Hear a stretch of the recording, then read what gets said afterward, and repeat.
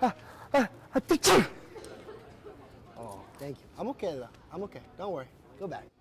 Toby Cassels and his dog Millie teamed up when he was in high school. Down. Toby says Millie came to class with him his freshman year, but as his health got better, he slowly stopped bringing her. I didn't want to be like, hey, look, what's wrong with that kid? Yeah. You know, that kind of thing. So that's why I kind of have been bringing her to class. I didn't want to bring too much attention to myself. He is one of just a handful of other students on campus with service dogs. Well, since they don't have to register with us, off the top of my head, I can think of 3 that are registered with us. So we don't know about the others. Toby says having Millie by his side did more for him than medicine. I wasn't anxious. I knew I had her there. It's kind of like you always have your best friend there. So it was a nice thing to have in your back pocket, you know, always. Millie is trained to figure out if Toby is going to pass out before Toby can even know. I had a kidney disease, so I kept passing out.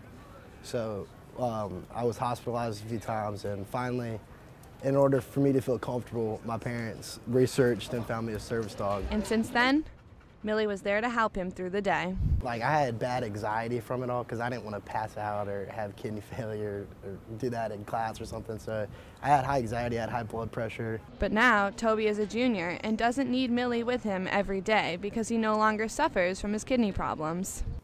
Millie had puppies last semester, which Toby says made her a little bit less sharp. Since he no longer needs to bring her to class with him here at the Darla Moore School of Business, Toby says that he's working on transitioning her from living the service dog life to an ordinary one.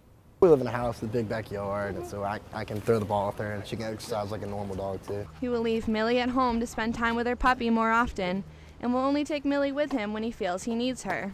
So when Toby puts the service vest on her, she kind of turns into a different dog, and then when he takes it off of her, she'll go and she's like every other dog. She's not very social with other people because she wasn't trained to be, but sometimes when people come up and pet her, she just kind of wants to walk over to me, you know. Despite Toby's health getting better, he still needs Millie. That maybe my anxiety would come back, or the high blood pressure or something else.